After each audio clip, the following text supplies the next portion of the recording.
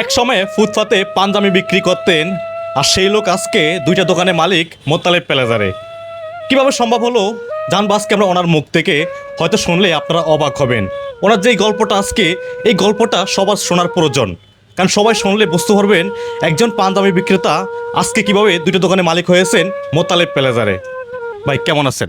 সালাম আলাইকুম। ওয়ালাইকুম সালাম। আল্লাহ ভালো রাখছে আপনাদের দোয়ায়। আমি শুরুতে জানতে চাচ্ছি, আপনার দুইটা দোকানের মালিক মোত্তালেব প্লাজারে, মোবাইল সলিউশন মাস্টার, এই দোকানগুলো আপনার? দুইটাই আমার। জি।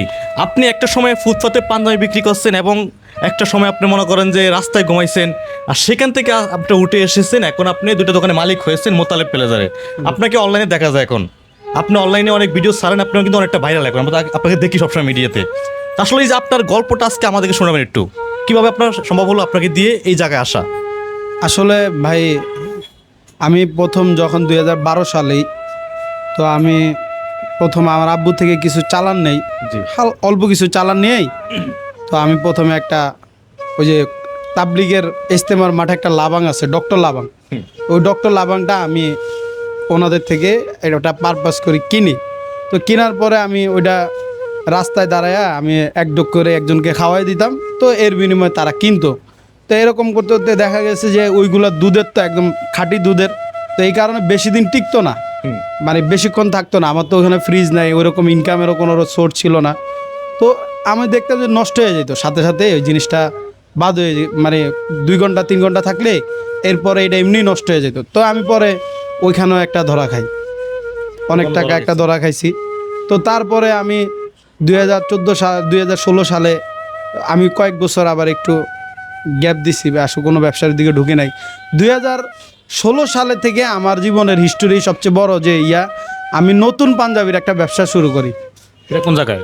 সেটা আমি শুরু করি হলো আপনার কিনি হলো কেরানীগঞ্জের এক জায়গা থেকে।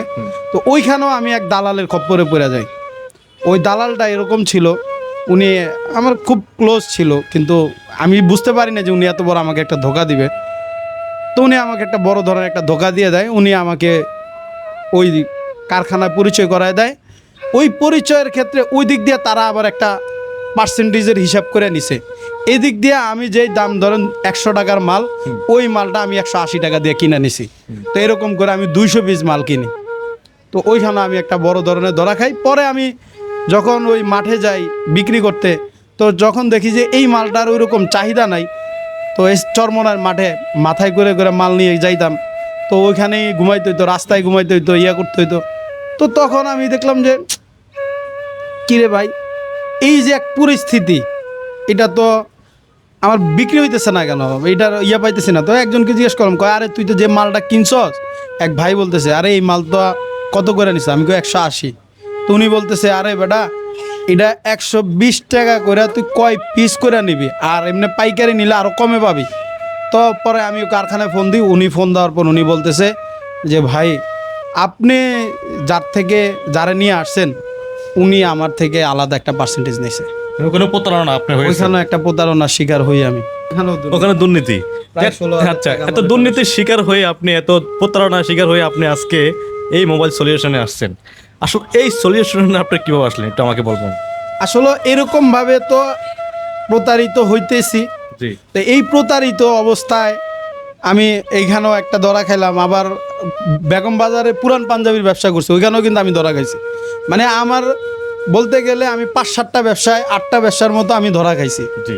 তারপরে আমি যাই হলো সার্ভিসিং শিখতে, মানে একজনের থেকে আগ্রহ পাইলাম পাতাল মার্কেটে। মানে দেখলাম যে আমার এক ভাইয়ের তাবলিগে থাকা অবস্থায় দেখলাম যে আমার এক ভাই এরকম একটা গ্লাস লাগাবে, জাস্ট একটা গ্লাস লাগাবে, ও কিনে এনে দিচ্ছে, সব করে দিচ্ছে, বলে যে 300 টাকা সার্ভিস চার্জ দিতে হবে। তো আমি চিন্তা করলাম আরে এটাই তো ভালো ব্যবসা।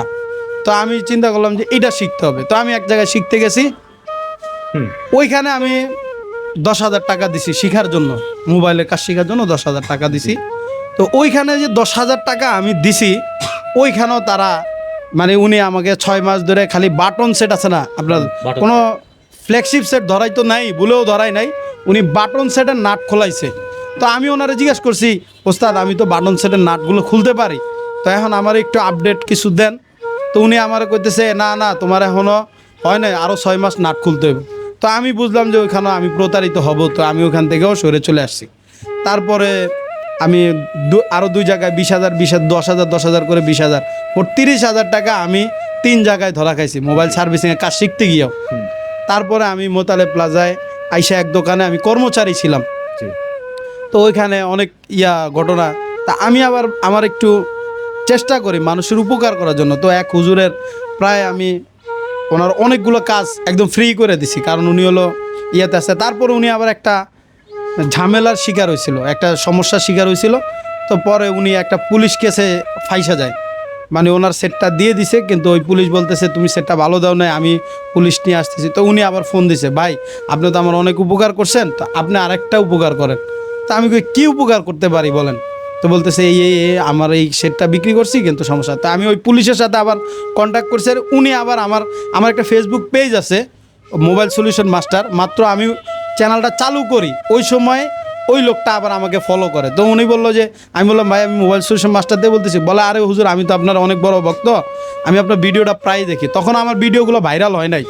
তো তখন বলতেছে যে আপনি একটা কাম করেন, আমি আপনি সেটটা পাঠাই দেন, আমি ঠিক করে দেবো। যদি না হয় হুজুরের যে 7,000 টাকা দিছে ওই 7,000 টাকা আমি আপনাকে ফেরত দেবো, কারণ উনি একজন অসহায় একজন গরিব মানুষ, উনি এত টাকা কই পাবে। তো এরপরে আমি ওনার থেকে নিয়ে নিছি, ওনার থেকে আমি সেটটা নিয়ে ওনারে ঠিক করে ওনার করছি। তো হুজুরে আবার ওই হুজুরে আমার বলছে, ভাই আমি তাহাজ্জুদ পরে আপনার জন্য দোয়া করব, আল্লাহ যেন আপনাকে উপরে অনেক উপরে উঠায়। তো এই কথা বলার পর 3 দিন পরে আমি একটা ভিডিও এক মুরব্বীর একটা কাজে 2,000 টাকা বিল করছিলাম, বুঝছেন? তো 2,000 টাকা বিল করার পর আমি আবার কোনো টাকা ওনার থেকে ওইরকম কাজ নাই দেখে আমি কোনো টাকা নেই নাই। তো না নেওয়ার কারণে তো এরপরে ওই ভিডিওটা আমার হুট করে ভাইরাল হয়ে যায়। ওনার থেকে কন্ট্যাক্ট করছি করছি, এই ভিডিওটা আমার 23 লক্ষ লোক দেখে ফেলে। তো এরপরেই আমার কাস্টমার আসা শুরু হয়েছে। তো এইভাবে আমার জার্নি আস্তে আস্তে আল্লাহ এই অবস্থা করতে করতে এখন 2টা দোকানের মালিক আল্লাহ বানাইছে।